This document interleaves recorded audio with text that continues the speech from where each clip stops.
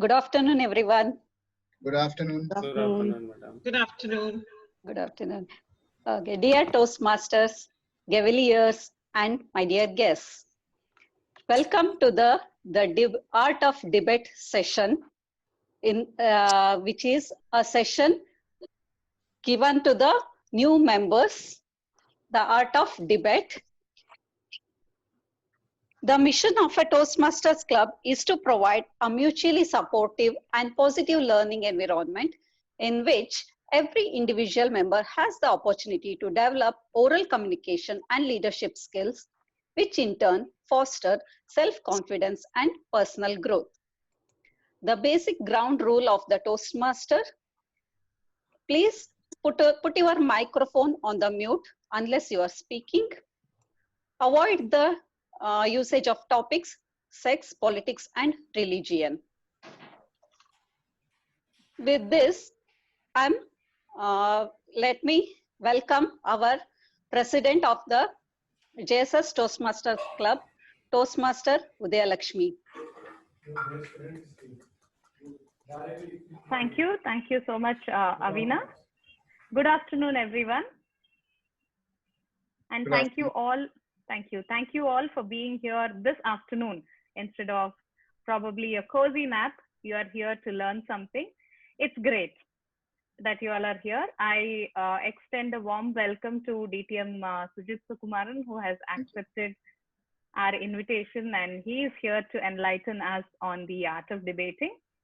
We will have a detailed introduction by our MC a bit later on.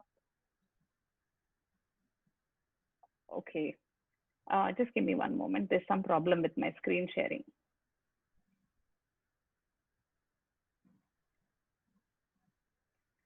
In the last couple of days, I found something that's been doing rounds on WhatsApp, and I felt it's very apt that I shared this with you. Have you seen this before? Yeah. Yes. Yes. What is this? For those of you who know, could someone tell us what this is? It's a bridge. It's a bridge, yeah. Yes, it's a bridge, but it's a bridge to nowhere. But was it built as a bridge to nowhere? No, it wasn't. It was built as a bridge to last forever. This is in Honduras. But what happened was about a year after it was built, there was a huge storm, and the river itself changed its course. And the bridge was so strong that it did not fall at all, although every other bridge and every other road disappeared. So what happened was, this bridge was very strong, but it was a bridge to nowhere, and it had no purpose at all. Several times what happens to us is that when we don't update ourselves, when we don't change, when we are stuck to something so strong like the bridge and things change, we also become useless. There's no purpose at all. So what is important is for us to be like the river. If at all there is a hurricane, there is a storm, I don't need to flow the same way I was flowing before. Let me change my course. Therefore, I would say that learning, whether it is in your home environment, whether it is in your work environment or in Toastmasters, is very important to us. And that's exactly why all of us are here, to update ourselves and learn and be better than what we were before. So please be like the river that has changed its course when adverse situations were there, but not like this bridge that became a bridge to nowhere. With this, I declare today's meeting open with the power vested in me as the president of this club. To take us through this afternoon's meeting, we have a very charming master of ceremony. She is the immediate past president of the club.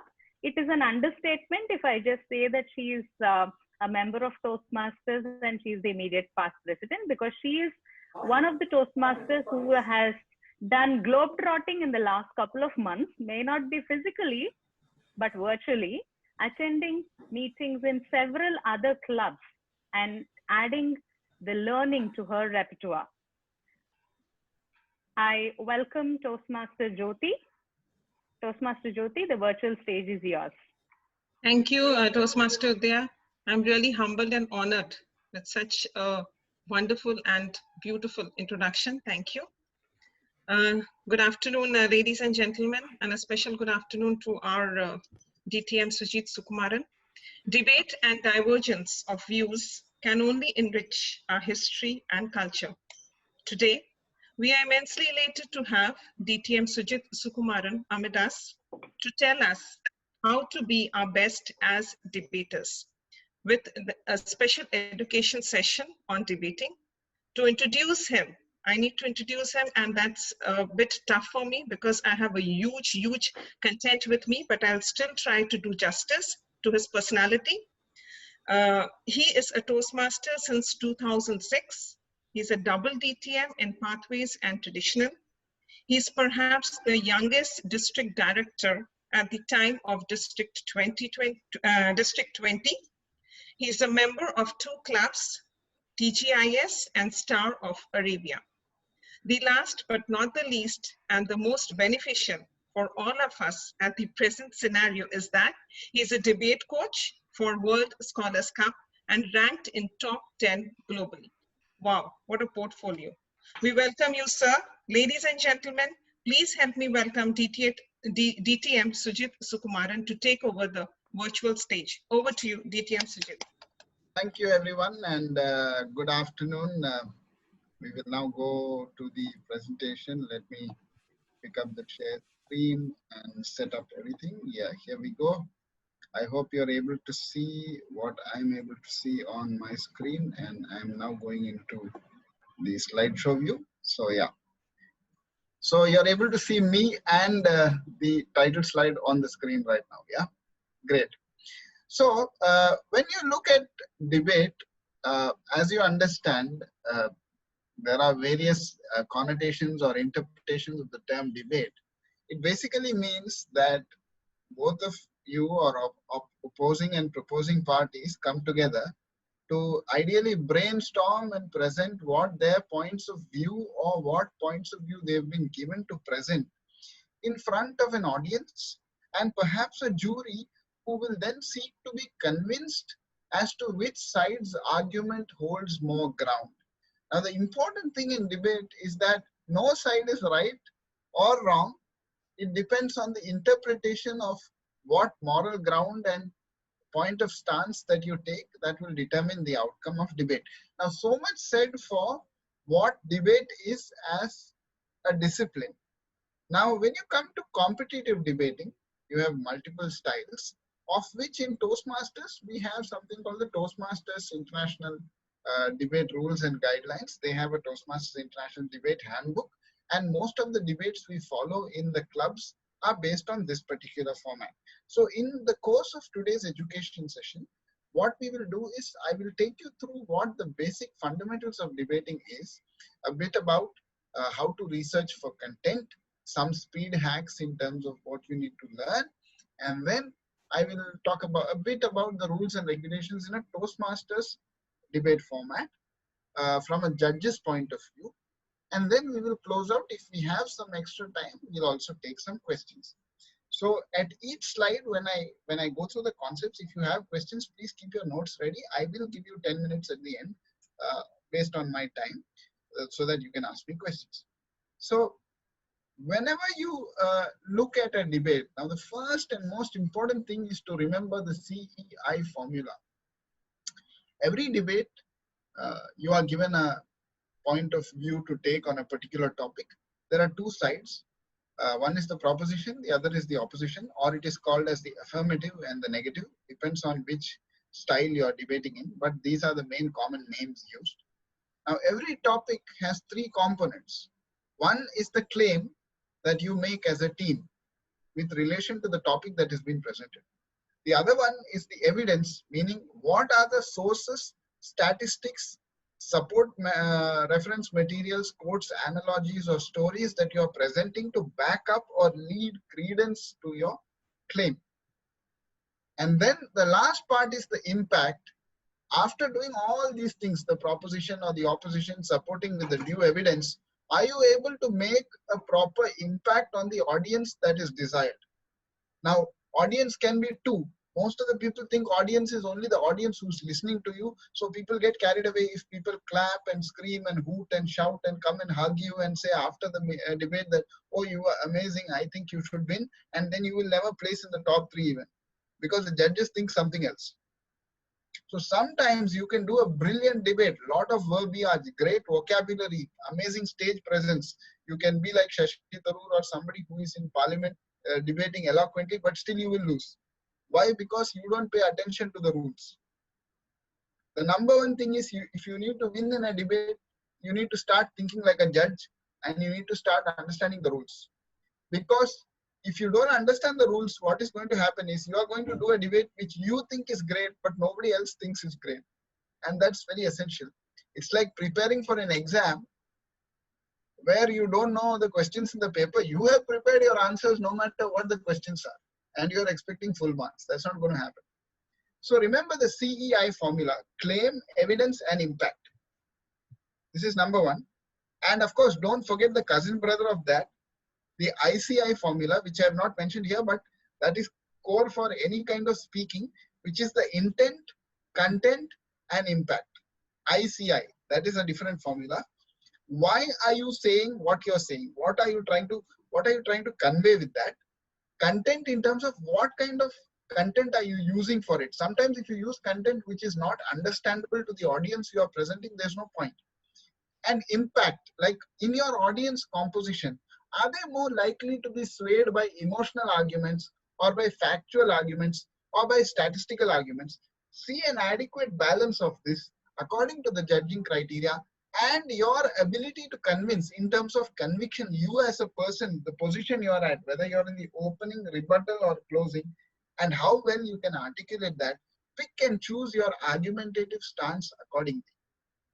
Because if you choose something which is too tangential or away from you, you will not be able to make a good impact. The intent and content may be great, the claim and evidence may be great, but the impact will fall flat on its face. That is why sometimes you have teams with 2 or 3 rock star debaters, but they never place anywhere because they are on their own tangent. That is very important. Now, the next slide, you also need to understand is that there's something called the context versus the spirit paradigm. Like when you are given the topic, what is the context of the topic that is being discussed? And what is the spirit or the general feeling or the normative idea behind which the topic has been discussed? Like, for example, look at this motion, okay? The government of a country is debating banning smoking in public buildings, okay? Now, as a debate contestant, you have to understand that nothing in itself is good or bad until proven. You have to maintain a very detached stance. Like, I don't care about smoking. I don't think it's good or bad. I only think about what is given to me to prove. No matter what my personal preference may be. I may be a non-smoker, teetotaler, whatever it might be. But I am mentally detached, and I will only, if you say smoking is good and should not be banned is my motion, for that moment, I will love all smokers and all tobacco in the world. No question about it. I will keep my heart and my brain aside and I will debate. Not my brain totally, but my emotional side of my brain away and attack. This is important because most of the time where eloquent debaters get stuck is that they are morally opposed to a topic which they have to factually debate upon. So even if the words are coming out of their mouth, their face and body language is not cooperating with them. This happens quite often. And sometimes inexperienced debaters on the wrong side of a topic they don't morally believe in are often caught doing something called self-goals. Means they will debate in such a way that it's confusing whether they are supporting their argument or the opposing team's argument. And it happens. I have seen this happen in a lot of debates. And sometimes smart debaters on the other side are so sharp that they are like, thank you for already arguing on our behalf, and they close the debate then and there itself. So you should give chances for other people to give self-goals. So that's not ideal. So in this particular motion, the government of a country is debating banning smoking in public buildings. There is a term called the sway. The sway is a bit different from the term of motion. Sway means generally What is it that is understood to have been proved or proven? Where is the onus or the burden of the proof? So the sway will be dependent on how you define the term active or passive smoking during the debate. Because that is the only ambiguous term in this debate topic. They have not said the country is debating banning what kind of smoking, active or passive smoking. There is a question mark there. We don't know. What if I'm not a smoker, and if they are doing smoking in public buildings, the assumption is that I will have to be a public passive smoker by default. So by banning it, they are benefiting people like me, so I don't have to ingest passive smoke. However, if you are saying only active smoking will be banned in public buildings, and then there's the legal legislative thing of them getting fined, and the innocent bystanders are, they don't have to do anything. So that sway depends on how, in what direction and depth your debate will go. Same way, there is something called the spirit of the motion. Topics are chosen for a reason. One important way to work backwards in the debate topic and understand is that what sort of debate was imagined by the person who set or proposed the topic when the topic was chosen. If you understand the feeling and the thought process behind why this topic was chosen, you will be able to ideate and articulate in a more comprehensive way. Then how it matters in the content is very simple, because looking at the spirit of the motion will ensure that you pick a definition which will produce a well-balanced and important debate. You will have a spirit of detached attachment where you can separate yourself from what has to be said, even if you are not in agreement of the topic. I hope I'm not going too fast at this point of time. Everybody is able to follow me, yeah? Okay. So now the third and very important thing is that you need to know where to get your content from. Now, most people, debates are on the spot. Only the first round debate is pre-prepared and all this. So you need to know in that 15 minutes or the 20 minutes what you get, how to split between whom, and where you need to research, how you need to research. Now, the common problem is that everybody researches from the same source. They will go take shortcut, do debate.org or some motion.org or some kind of debating websites. Everybody will go there. There's another website called procon.org and all, where you can see the pros and cons of the topic. Everyone will pick it up from there. Now you tell me something. If you also pick it up from the same site and your opposition also picks up from the same site, they would have already pre-practiced what you're going to say, right? So their defense would already be like a full fortress. You can't touch them. So what is the point of taking it from the same source? Do some deep research. Go beyond the first page of Google. And you know what they say, you can bury a dead body behind the first page of Google also, nobody is going to find out, because nobody cares what's beyond the first page. But there's so many pages, so many results. Ideally, go for facts and figures and statistics which are not so common but definitely researchable and backable by concrete proof. Then the chances of your opposition rebuttaling you badly is less, because they won't be able to know only what you are talking about, and they will not have the same depth of knowledge in the idea that you are ideating upon. So where is the question of rebuttaling? And in systematic debate, competitive debate marking, if they are not able to rebut what your points are, you have already won by default. So it's like boxing. You have seen these comedy boxing matches where one guy is a very small guy and the other guy has full six packs and muscles. All he has to do is keep running around the boxing ring until the bell goes off. He will win the round by default because he's not thrown any punches on this guy. I'm not saying you dodge the opponent, but as long as you get enough arguments that the opponent is not able to counter or touch you, you are safe from a marking point of view. In terms of shortcuts, you can do these following Google hacks. There are many more, but I didn't want this to be a session about Boolean search and all that. But basically, place quotation marks around a word so you can get exact matches. You can do a minus or plus sign, so you can ensure that that word is deleted from the string text, or that only the results which are showing that will show in the search results. You can also place the dot site hack or the site dot hack. Depends on what kind of source you want to look at. Site.edu will get all the academic reference sources. Site.gov will get all the government resources relating to this, especially useful if you are debating about a legal topic. Now, for example, you will say, oh, we never do legal topics. What are you talking about legal topics? If I actually give you a debate topic that euthanasia should be made legal, do you believe there is legal element to this? Or capital punishment should be abolished? You can quote law. Or abortions and conceptions are debatable, like abortion should be legalized. Of course, you need to quote law. You need to quote things like Roe versus Wade, judgments of 74, 78, 76, all these kinds of things. Where are you going to get these sources? You will get it only from site.gov or site.legal websites or edu websites, because the case laws and the precedents and the bare acts and everything has been listed online. Because one thing you need to ensure is that the team which is better prepared, the team which is more coordinated, is definitely going to bring a brilliant debate at the end of the day.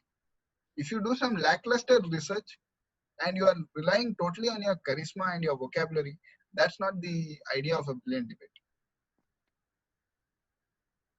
Now, other things you can do, break down the verbiage. When you get a topic, you need to split the topic into different areas and understand it from various points of view. Then don't go where all the people will go. If you are going to debate about the same things which are obvious to everyone, including the readers and the audience and the judges, then your debate will be standard. It will not be great, it will be pretty ordinary, nothing amazing. Search beyond page 1 of Google. This is another thing I told you, because always interesting things are there on beyond the first page of Google. Use a fact check source. There are websites which allow you to check facts. Like sometimes some debaters are notorious, they bring urban legends and all inside the text, and they do it so emotionally, they convince everybody. They will get marks also. All you need to do is call their bluff. Tell them where is the source. They will not have any source. Game over. It happens, but sometimes people get away with it because neither the judges nor the contestants know how to counter it. Now, this part is the most important part, where I need you to pay a little attention, because this is how the TMI debate format is structured as per the TMI debate handbook. What you need to understand is, first you need to understand the criteria of 1, 2, 3, 4, 5, 6. These are the 6 areas where the judges will judge you for your debate. Analysis, reasoning, evidence, rebuttal, organization, delivery. So what depth of analysis are you giving? How many quotable sources? How many quotes? How many analogies? What kind of anecdotes? All this is part of analysis, and what stand you are taking. How relevant it is to the stand that you have been presented with. What is your reasoning? Ethos, pathos, then logos. What is the logic as well as the emotion behind the logic? What kind of evidence are you presenting? Are they from credible sources? If you use stupid things like Wikipedia and all, these are not reliable sources. Because Wikipedia, even you and I can create an account and start writing amazing things, but that need not be the truth. Then rebuttal. How well are you standing up to the rebuttal unleashed upon you by the opposition? Then organization and delivery. Even if you have brilliant opener, rebuttaler, and closer, overall, is it coming together like a one-piece setup in terms of great coordination and all that? That is the main thing. And then delivery. When you deliver, is the delivery like streamlined, like a straight line, or is it going up and down? Like one guy came, he was the superstar of your team, he did great flamboyance, amazing vocabulary, everything. Then the other person comes like a mouse, and then the third person goes without a whisper itself. Don't do that. Better you choose who is your strong person, what are they strong in. If they are a beautiful opener, keep them in opening. If they are amazing at argument and rebuttal and all that, keep them as a rebuttaler. If the natural form is as a closer where they actually recap everything effectively, keep that person in that. Never switch the roles unnecessarily, because it's a nightmare for that kind of person if his personality doesn't match. When either side presents, these are directly from the TMI rulebook. So this you can also check out in the rulebook straight away. So basically these are the things you need to do to ensure that you're doing the right things in the debate. when either side presents a long and relatively unsupported series of arguments, your only obligation as the opposition is to point out that the arguments have not been supported. Did you know this? You don't even need to refute them. You just need to state like these are baseless. Where is the proof? There is no proof. I don't think I even need to argue on this because they are just giving some stories without concrete backup. Finished. You have already won. You don't need to do any disco and convince the judge further because there's nothing to be convinced. So another important thing is, no matter how poorly the argument may have been developed, it is presumed won if it goes unchallenged. This has happened. Sometimes some really handsome James Bond kind of person comes, or some really beautiful lady with an amazing seductive voice or whatever it might be, she comes. And when they start speaking, my God, the timer also will forget to time properly. Everyone will forget, and it's like getting mesmerized or hypnotized. And the opposition is spellbound, like they can't open their mouth and say anything. They're like, okay, this too shall pass, finish. And automatically what happens, the judges are like, that argument was nonsense. There is no evidence, no claim, no backup, no nothing. Just because of their personality and charisma, because it got unchallenged, that team won straight away. So don't do this. Always call the bluff. Be sharp. The case for or against the opposition must be presented and developed in constructive speeches. That is very important. If you don't build your case, judge cannot give you marks properly. The rebuttal's purpose, and remember, the sole purpose of the rebuttal is to answer arguments already developed, not build new ones. And most rebuttalers are guilty of this because they are very fast thinkers and they are so articulate. They get carried away. They do a speech in a speech in a speech, like Inception movie. It should not be the case. You should not add anything extra. And although judges should let debaters answer each other's arguments, they need to understand that during the last affirmative rebuttal, the negative cannot refute again. It should end somewhere, right? Otherwise, you keep on playing table tennis. And lastly, both teams should debate on the same thing. They should agree on a definition of terms even before you start the debate. Otherwise, what people will say, oh, smoking, to quote the earlier example, I was talking about passive smoking, but you are talking about active smoking. So we are both on different tangential planes, or we are going in different directions. That will not allow for a debate, right? You need to go head on head. So definition of terms is very important. Otherwise, what can happen is confabulation can happen. They can twist the argument in such a way that it goes out of proportion totally. And judge also will get confused at the end of the day.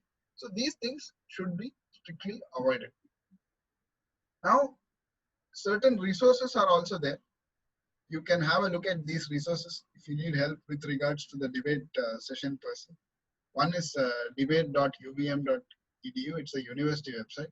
Procon is notorious because it's very simple. Bicolumnar, left side it will give you the pros, right side it will give you the cons of each of them. Debate.org, this is a very, very, very old website. It's been around for more than 15-20 years. It talks about most of the common topics and all that. Most of the time when the adjudicator or the person who is setting the topic is lazy, they will go and pick the topic from here only. The arguments also presented under each topic. But you need to understand it's a very famous website. If you are taking it from there, your opposition also will be taking it from there. There's another website called the worldpress.org. It's useful if the topic is current, like if it's something in news, current affairs and all that. It talks about various press and media outlet disseminations with regard to information.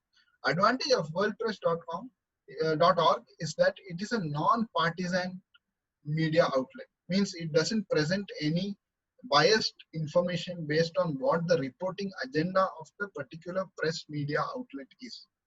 So you can actually collate whatever you want and take the best bits out of it. And the last and most important resource is our own Toastmasters Debate Handbook. Read this thoroughly, like 5, 6, 7, 8, 9, 10 times, because knowing the rules of the game is very important to decide whether you can play the game properly or not. You go fully prepared with your debate, but with lack of awareness of the rules and format, you're in for trouble. So as long as you do all these things, I think you will have a very fruitful debate session per se. And then now I can take questions. Why I deliberately did not go into the depth of construction, staging and all those things. I didn't know what your levels are at. But I'm happy to take questions now if we have time. If someone can update me of how much time we have, I can start taking questions one by one in the interest of time. Salman, what's the time?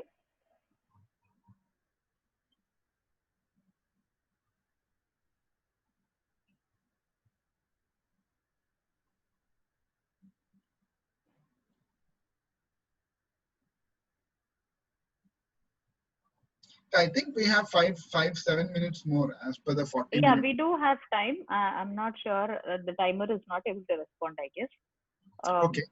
If anyone has any questions, I can take 5 to 6 questions. You can either unmute yourself and speak or put it on the chat as well.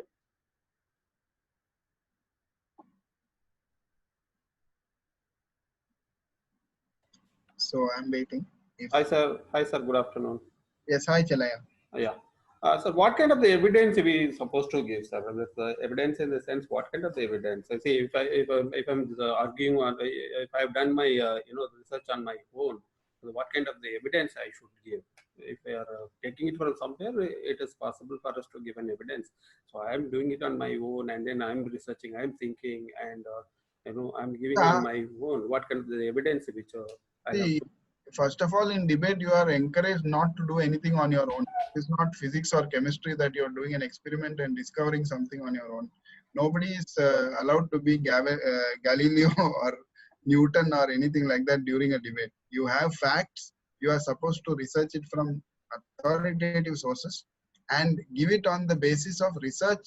Either somebody has researched about it or commonly accepted thought, some authors or some news outlets or something like that. Because unless you are one of the preeminent authorities in that area, like it's Chellaya's theory of XYZ and nobody is better than you in the whole world in that area, then you are able to do suppositions of yourself. You can say, I have researched this paper or I have done this concept or postulate, then it's acceptable. It can be because sometimes the debaters are themselves experts in various arenas. But otherwise, it is always recommended to rely on the research of other people. It gives more credence. You can use the internet. There are plenty of sources available. Thank you, sir. Welcome. Sir, I had a doubt, sir. Yes, Samita. Yeah, so I was just wondering, I had attended a debate. It was like inter-school debate, intercollegiate debate. Okay. And there were points for courtesy. So I wanted to know if a debate should be attended like stone cold brutal or should it be with a lot of courtesy and warmth? See, Samita, the debate rules vary by various debates. Like there's the World Scholars Cup debate, there's the Oxford Union debate, there's the British Parliamentary Style debate, there's the Toastmasters debate, there's the Turncoat debate. There are various and there are various inter-school debates. Each of these debates have their own rules and regulations. While some debates may accord points for courtesy, some others may not. It is generally always better to be courteous. I don't support hitting anybody below the belt just to make your point come through. There are various ways to skin the cat, and gentlemanliness or being decent is one of them. I don't think you need to resort to any underhand tactics or scream or shout or abuse somebody to make your point heard. You can be as decent as you want and still hammer the nail. That's what skillful debating is about, no? Like you should be able to slap him on his face and make the other person say thank you also. Yes. Yeah. So different formats will differ. If there are points for courteousness or courtesy, by all means be as courteous as you can. But if there are no points for it also, make it a part of your blood and system that you will remain a gentleman at the end of the day. Yes. May I? Yes, I Farada. have a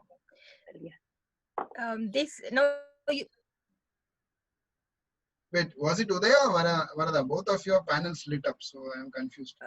Okay. Varada Udaya can go, ahead. then I. Yeah, okay. Oh, no. okay. Okay.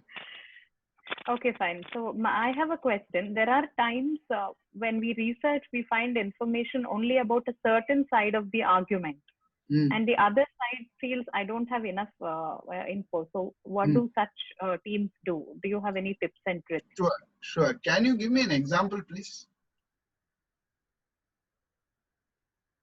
Then I can help you better because then I will tell you how to break it.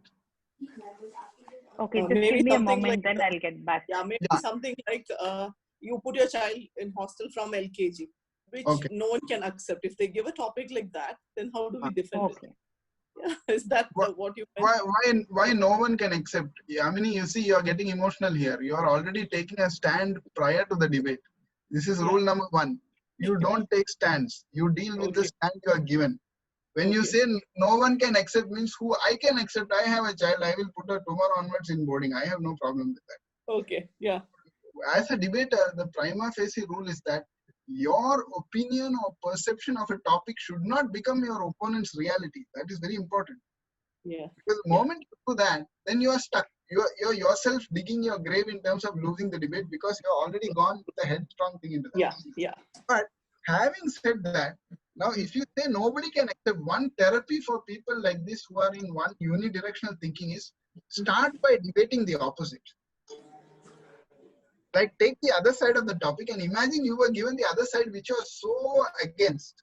Okay. And how will you debate in that circumstance? Yeah. When you do that, you are effectively putting yourself into the shoes of your opponent. So it will be a little more clement. You will be able to reconcile better logically, mentally, and physically with the line of thought. You may not still agree with it, but conceptually you will be able to come to terms and relate with it better. Okay. That will make you an exceptional debater. So that means, like Udaya asked, even if the amount of facts in one side is low, we should try to defend with what we have. Of course, see that all topics are not equal. Yeah. Like sometimes we know that we are on the wrong side. Can't do much about it, but we deal the cards we have been given. See, there's an important concept in debating called success by elimination, where you don't propose more points, but you don't propose those points which are easy to be rebutted. Instead, you propose those points which are 50-50 or 70-30. Like he has to put a lot of effort to bang and break your argument. He will not. It's like, you know, in the forest, there are these bears and other animals of prey. They will not come to eat you if you are very difficult to eat. Like you have never seen a bear attacking a porcupine, right? For obvious reasons. So if you make your arguments like that, even on a losing side, the other side, depending on their intelligence, orientation, and interest, may not choose to attack you. So as long as you get less number of hits, you are reducing the casualty. Points on an average will be good. That's the only way to deal with the other side argument. You can't do anything. Sometimes you have to get pasted, but reduce the damage and severity. That's about it. Thank you. Thank you very much. Yes, Varada. Yeah, this what I wanted to ask is about this. Now you were talking about that we should clearly stand, like say active and passive smoking. The one example you were giving. See, one term opponent team had prepared in the active, and the other team had prepared in the passive. How the rebuttal can handle that? Before all this preparation happens, you should approach the adjudicator and ask for clarification of terms of stand. That is very important. It's given in the Toastmasters debate handbook also, that the definitions must be pre-clarified. Okay, all right. You have a right to go to the adjudicator and say, as we understand this, these are the scope of the topic. Are we correct? And can you please announce this to the other team also, that this is what we will be talking about? Okay, is it on the same day or before? I mean, well in advance. Before when the topic is given, immediately, as soon as.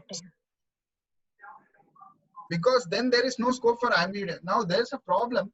The other side may not agree to your wanted definition of the particular topic, because they may be happy with the way the topic is, because that gives them more chances to attack you.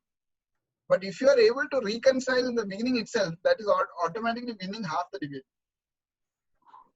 Okay, I got it. I got your point. Yeah. So that, and one additional advantage is, if you clarify the terms, what happens is the confabulation or the roundabout syndrome is reduced. They cannot go into some tangent and talk about some unrelated, irrelevant things, because you have already said this is what you're talking about. This is what you're talking about. Case in point is, I don't know if anybody of you has read Merchant of Venice. There's this beautiful scene in which Portia comes and says, a pound of flesh and not a drop of blood. Yeah, pound of flesh, not a drop of blood. So there is no exclusivity where a pound of flesh can be there without the drop of blood. So she was very clear that she defined when Shylock asked for the pound of flesh, the mistake he made, if he was a debater, is that he has not defined what should be included in the pound of flesh. That is why Portia was able to argue and make her husband escape from the predicament that he was in. Yes, So that is true. If you specify the terms and conditions, you are safe. If you leave it to ambiguity, a skillful debater will weasel his way out. Okay. And you should always understand, the judge need not be a seasoned debater. The judge is always judgmental, 90%. Very few 10% judges are unbiased. So if they don't have the competence to separate the milk and the water, then you will be in trouble as an opposition or proposition. That's why always clarify first. Okay. Okay. So it's better to clarify well in advance. You have so a right. You have a right. It is given in the handbook. You have all the rights to clarify. Thank you. Welcome.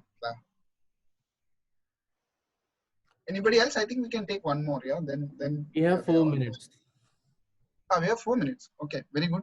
So then we can take 2 or 3 more. If you have. Yeah, can I ask a simple question?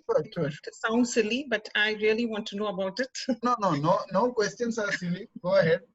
Yes, you might learn something. You might teach me also something possible. I want to understand, how do we gauge as a participant among the roles if I have to choose? How do I gauge that which role, either an opening speaker or a rebuttal or a closing, which gels more with my personality? How do I gauge that? This is not a silly question. It's a very serious question because that requires a lot of self-observation.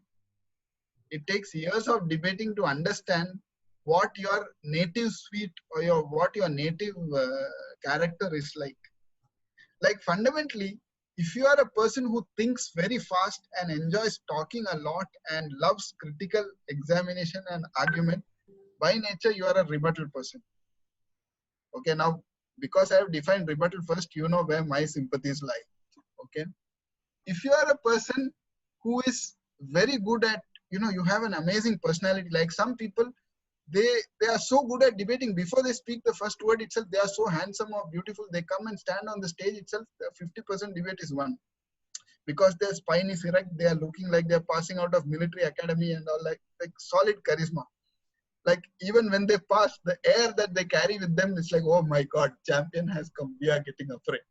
So these kind of guys, they should be the opening guys, because everyone likes to see pleasant and they don't have much serious distraction work to do. They just need to put the foundation well so everybody can build on top of them. These are the guys who have to be the senior most knowledgeable people in the team. Because they are the guys who set up, it's like a building is on fire. The first guys who bring the fire engine and set up the ladder, they are very important. The rebuttal guys are the guys who can climb fastest and get to the top of the fire and shut off the fire. The closing guy is the de-assembly guy who actually takes off the ladder, packs up everything and goes home. So if you think about it that way, the opener has to be the senior most unemotional, very balanced, solid research guy. The rebuttaler has to be the guy who can do the maximum damage in the shortest period of time and not make it seem very uncultured and uncouth and least blood. Like headshot, one shot, spot out. If you can do that, you are a brilliant rebuttaler. And the closing guy is the guy in the team who has to have the best memory. Because he has to remember what the beginning guy said and the rebuttaler said. And he has to remember what he has to say also. Because many times I have seen closing guys, they go on their own trip. They have no clue of what the person who came before them in the rebuttal or the opening said. Eventually, it turns out to be a 5 to 7 minutes project speech. Like don't laugh. I have seen this happening in many debates. This is very serious. And we are like, what are you trying to conclude? See, conclusion doesn't mean that you are ending the speech. It means you are trying to bring to a conclusion what the argument stated in the beginning was. So it's a very critical role.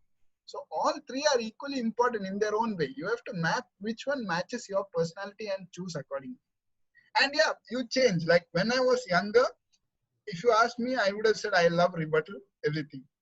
Now maybe because I got married, now I am okay with closing and opening also, because compromise is the name of the game. So I am okay with non-rebuttal also. Whatever you give me, I'm happy. So as you change, as you grow older, you know, your preferences change also. It's very good in your club if you have an all-rounder who can either be a rebuttaler or a closer or an opener. I would suggest in your days of training, do all three, mix, and take as much chances as you can. Then you will get experience and understand what you are best at. Like on a given Sunday, I am a very good rebuttaler. In 2 o'clock in the morning, you wake me up also, I can rebut. But if the person who was supposed to be the closer, something happens to him, I can also fill in as a closer or a opener. That is the thing you should aim for.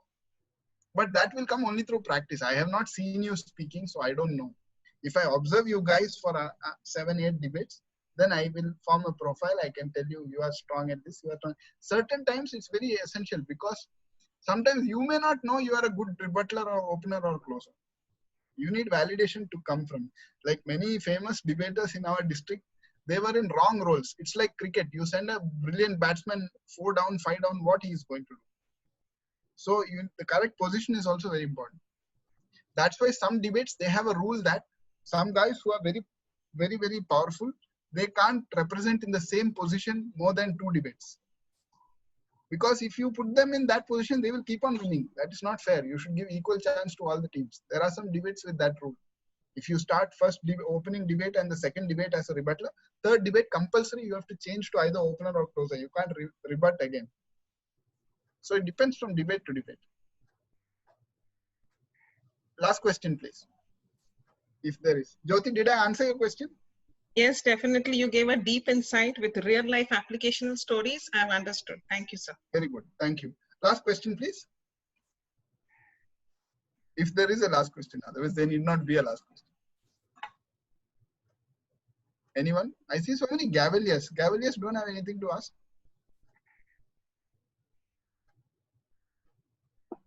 Mostly the Gaveliers are the guys who ask things.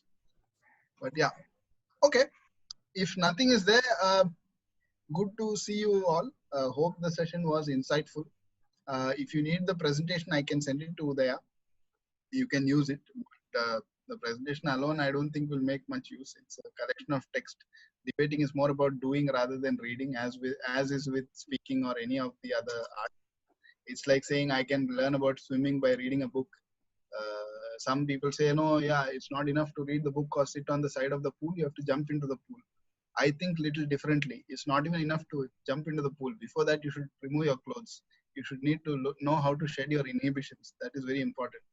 The day you get shameless and fearless and apply yourself properly, improvement will come by itself. Sometimes 90% of the work is taking the initiative. 10% comes from experience. So don't say no to an opportunity. Always sign up, and you never know. Learning will come. It will accrue. It's like working out in the gym. You won't see 6 packs immediately, but over time with discipline, it will come. Even in your club meetings or whatever, if it's a small role or speaking or timing or whatever, do whatever you can get. Invest your time. It will reap rewards for sure. All the best to all of you.